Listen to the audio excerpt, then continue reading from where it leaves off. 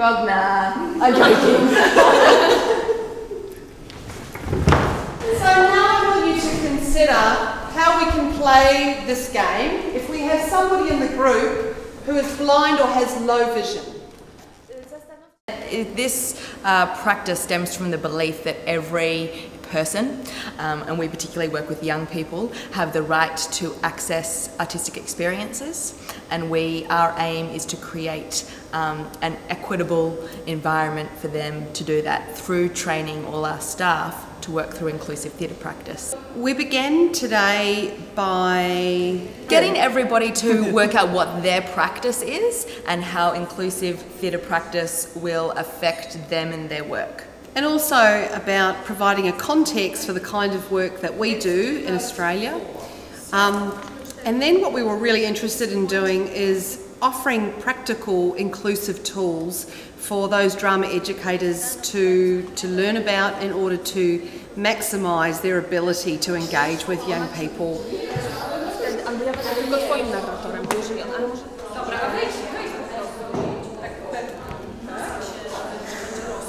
We talk a lot about centralising the marginalised child, and by doing that we celebrate the difference, I guess, and bring that centre into becoming part of the performance making for the whole group, the whole cohort of children that we're working with.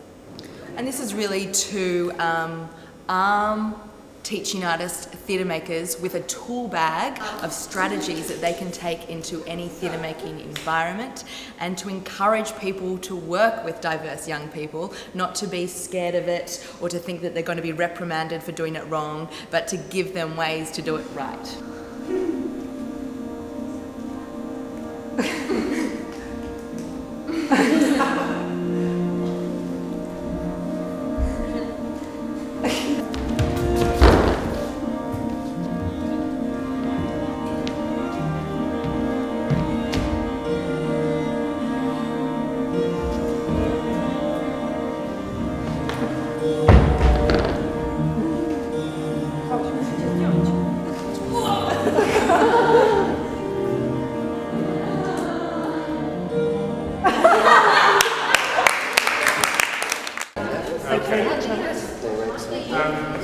Oh yes, please. In the work of the disabled, it's not always, the meaning is not always contained in the words, the audience are not always sitting still, and so it's a way of working, of opening up that conversation with fellow practitioners internationally. Often with young people who have extreme disabilities, it's not always clear how much of the words they are getting, and so nowadays I write plays so it has a very strong physical sensory element.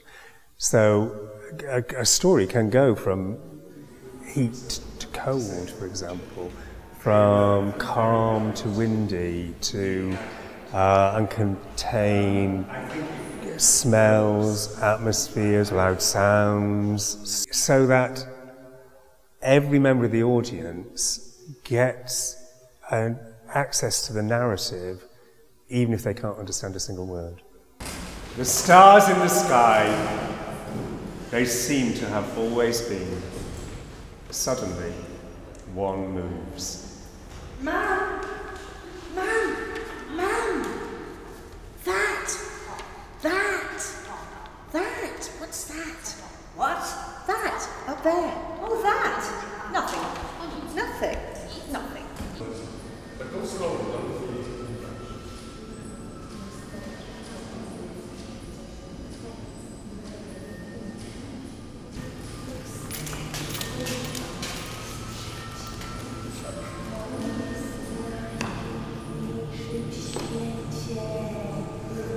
And show the anger, and then you can speak and speak and speak. So it should be like, how to say, not always just doing, but make a pause. Just don't speak anything, just watch her, and then start to work.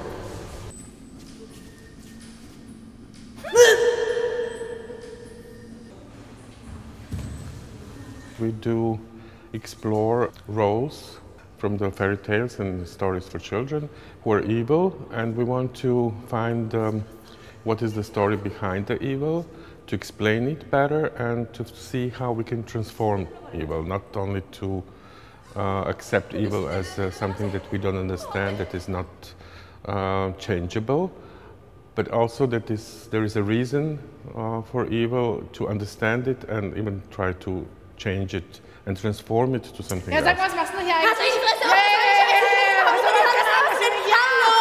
Spinnst du? Ich hatte keinen Bock drauf, hatte Fresse, Mann. Scheiße hier, ich kacke. And another goal is to find certain places in the pieces for children where we can put someone who is different in any way, person with disability or some minority, so that we can also better understand and expose something which is different. Okay, just think sometimes you're not always on. We try to explain them through different emotions. So first of all, we explore our emotions, and then we try to understand evil person as going through their emotions. Children need to understand different characters, and we have to explain them like through different levels, so they can also recognize what is this in life and how we can confront this, how we can communicate with this. The way how we show that, we also learn them how to live in this society and what they can do.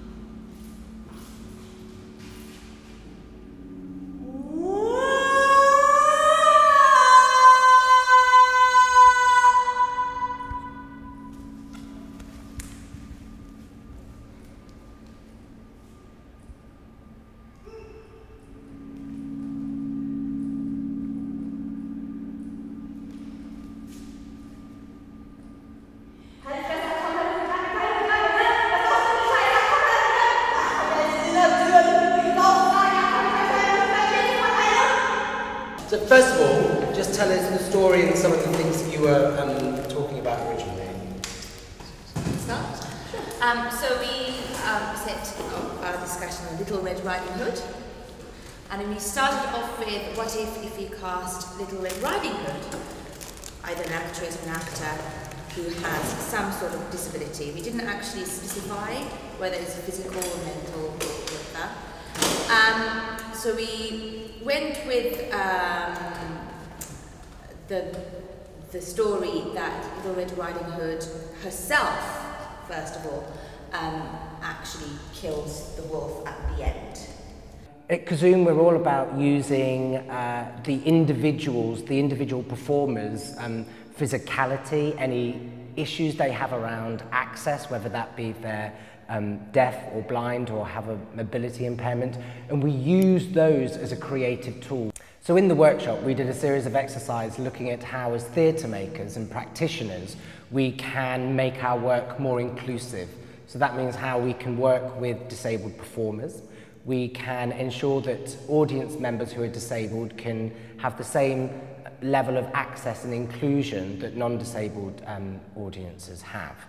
So we went through a series of exercises looking at different theatre games and techniques and how we can make them inclusive and how we can help learn from them. We looked at what we call in the UK the social model of disability, which places the emphasis not on the disabled person but on the environment around them. And we also looked at what it means to have a disabled performer in a show. So what benefits do they bring to the creative process of making theatre if your cast is made up of disabled and non-disabled people? And feel your breath.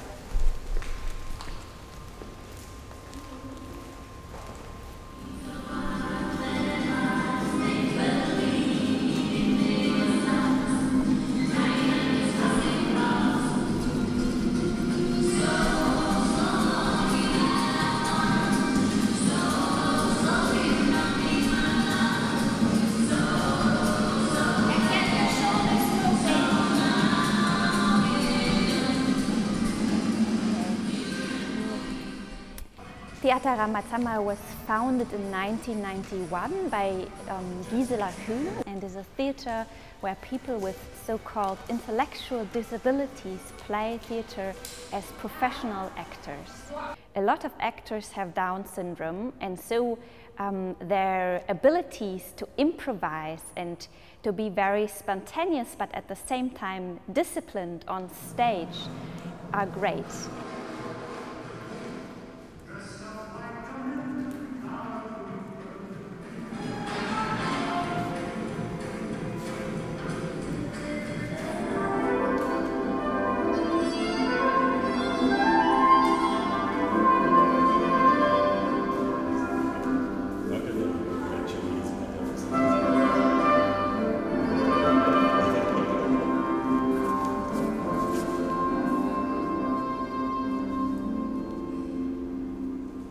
We started with a warm-up, and then we had a part where we improvised around different topics of the performance. I showed the participants Lost, Love, Lost. I tried to give this message today in the workshop, or this is the philosophy of Rambasamba, right? That we try to take out what is best in them.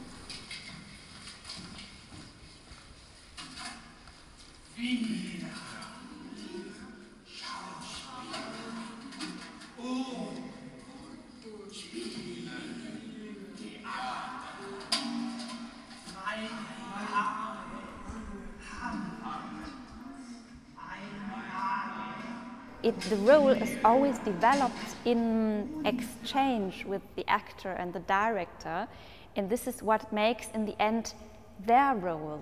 Because if you just give them the text, some of them don't read. What is a base of working with Ramach actors is to let them be how they are.